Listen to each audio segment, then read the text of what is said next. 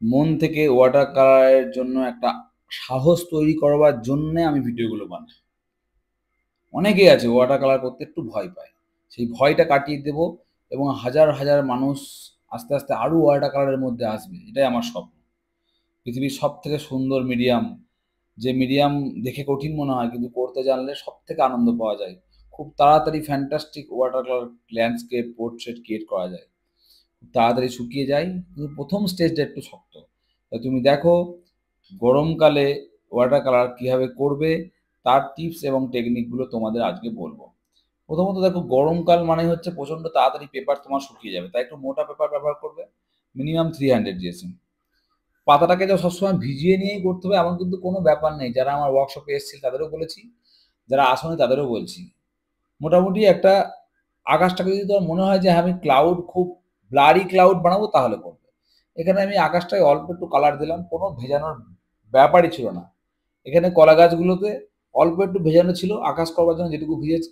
বাকি according to the light আমি right side থেকে লেফট সাইডে ডার্ক তৈরি করব।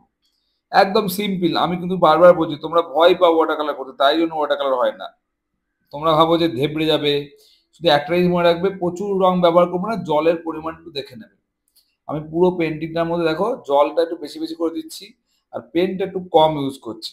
কারণ এটা তো জল রং, এক গাদা পেন দিলে তো ট্রান্সপারেন্ট হবে না, তাই না? এখানে একটু ইয়েলো আকার সঙ্গে গ্রিন মিশিয়ে ফ্লোরটাই দিলাম। এক টানে দেখো একটা স্ট্রেট টান দিয়ে দিলাম। আমি কিভাবে দিচ্ছি দেখো, এগুলো দেখবে তাহলে সুবিধা হবে। হ্যাঁ, আর তাদের জন্য আমি ভিডিও বানাই না যারা স্কিপ করে করে ভিডিও দেখে। আমার প্রয়োজনই নেই তাদের ভিডিও বানানো, তারা অলরেডি মাস্টার আর্টিস্ট। তারা প্রচুর জানে, এই কারণে তারা ভিডিও কেটে কেটে দেখে। তো এখানে আমি আরেকটু ভেরিয়েশন আনার জন্য একটু ডার্ক টোন দিয়ে দিলাম, সরি লাইট টোন দিয়ে দিলাম যাতে একটু লাইট বোঝা যায়। বাড়িটার উপরে অরেঞ্জ প্রথমে দেবো, বোথ সাইডে অরেঞ্জ দেবো। এবং এটা শুকিয়ে যাওয়ার পর অপোজিট সাইডটাই ডার্ক করে দেবো। একটা সুন্দর ব্লু কালারের টোন আমি এখানে দেবো, এই স্ট্রেট এই দেবো এইখানটায়। একদম জল জলে ব্লু, হ্যাঁ, যেটা যেন খুব ডার্ক করে ফেলো না। আমি বারবার বলছি তোমরা শিখছো, তোমরা একটু শিখে যাবে সেদিনকে আমার ভিডিও আর দেখতে বলবো না। সেদিনকে তোমার নিজেরাই এক্সপেরিমেন্ট করে আর নিজেদের মতো স্টাইল তৈরি করবে। কিন্তু এখন যারা শিখছো, যারা চাইতো আমি ওয়াটার কালারটা শিখি তাদের জন্য এই একটা কলা পাতার মধ্যে এক গাদা ডিটেলিং করা, যে ওয়াটার কালার তার থেকে অ্যাক্রিলিক করা ভালো। তাই জন্য কলা গাছের যে লাইট অ্যান্সার এইটুকুই যথেষ্ট। তুমি একবার বলো তো তোমরা বুঝতে পারছো কি পারছো না এগুলো কলা গাছ? এগুলো দেখে তো নারকেল গাছ মনে হচ্ছে না, কলা গাছই মনে হচ্ছে। তো ব্যাস আমরা এটুকুই দরকার মানুষকে এটা বোঝানো, এটা কলা গাছ। এখানে জলের রিফ্লেকশনের জন্য যেখানে যে কালারগুলো গ্রাউন্ডে রয়েছে, গাছপালা যা রয়েছে ঠিক সেই কালারগুলোই আমরা জমিতে দিয়ে জলে দিচ্ছি খুব সাধারণভাবে। এরম ছবি আমি বারবার দেখাচ্ছি যাতে তোমরা বারবার করে করো এবং সুন্দর ওয়াটার কালার শিখে যাও। এবং আমি এটা প্রমাণ করতে চাই যার যে অনলাইন বা ইউটিউব বা ফেসবুকের থ্রু দিয়েও কিন্তু পেন্টিং শেখা যায়।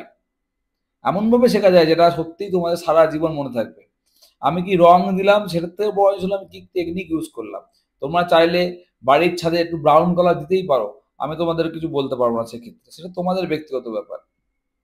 এখানে আমি একটা খুব ক্লোজ একটা তাল গাছ বা নারকেল গাছের গুঁড়ি আঁকলাম ব্রাউন কালার দিয়ে। একটা সুন্দর ছোট, অনেক বড়, যেটার পাতাগুলো দেখা যাচ্ছে না, আউট অফ দ্য ফোকাস। ঠিক আছে, ভালো করে করো। এইখানে আমি একটা দিচ্ছি যেটার পাতা দেখা যাবে। হুম, এখানে যে আমি স্টপ করলাম, আবার পরে শ্যাডো দেবো গাড়ির মানে গাছের যে শ্যাডোটা সেটা বাড়ির উপর দিয়েও যাবে। এখানে জাস্ট কয়েকটা টোকাটুকি দিয়ে বুঝিয়ে তো দিলাম যেটা নারকেল গাছ। তোমরা ডিটেল করতে যাও প্লিজ, বাচ্চা থেকে বুড়ো সকলকে বলছি এরকম ভাবে ডিটেল করতে চেও না। ওয়াটার কালার মানে ডিটেল নয়, ওয়াটার কালার মানে হচ্ছে তোমার যে মেন মুডটা থেকে ধরা ছবির যে লাইট আলো ছাওয়ার খেলা। এখানে আমি ছাওয়াটা দিলাম ব্লুর মধ্যে একদম সিম্পল ভাবে। দেখো কত সাধারণ এবং অ্যাট্রাকটিভ দেখতে লাগবে। টুকটুক করে দাগ দিয়ে কটা জানালার নেগেটিভ স্পেস গুলো করে দিলাম, যেটা আমি সবসময় বলি। এখানে একটা মানুষ রয়েছে, সেই মানুষটাকে করতে হবে একদম সাধারণভাবে মানুষটাকে করব। তার আগে আমরা বাড়ির ছাদে ডার্ক কালার বলেছিলাম সেটা দিয়ে দেবো, যেহেতু অপোজিট সাইডে একটু ডার্ক দিলে দেখতে ভালো লাগে। আরো দুটো একটা টোকাটুকি দিয়ে টিনের যে ভাঁজগুলো সেগুলো করে দেবো অ্যাকর্ডিং টু দ্য পার্সপেক্টিভ। খুব দরকারি জিনিস এগুলো। এবং সেই সেম রিফ্লেকশনটা আমরা একটু জলেও দিয়ে দিলাম। এভাবে হয়ে গেল দেওয়া।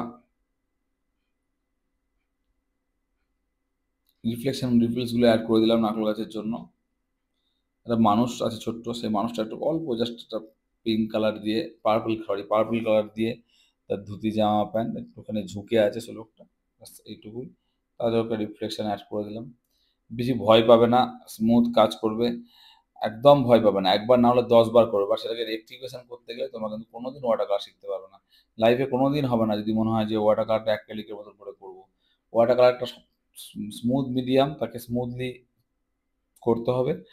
গাছের শ্যাডোটা বাড়ির উপর দিয়ে পড়বে, সেটাও আমি করে দিলাম যেহেতু ওই দিকে শ্যাডো পড়ছে।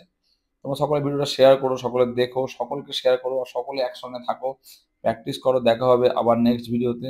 প্লিজ ভিডিওটা সকলে শেয়ার করো, এটা তোমাদের জন্য বানানো ভিডিও যারা শিখতে চাই। ধন্যবাদ সকল।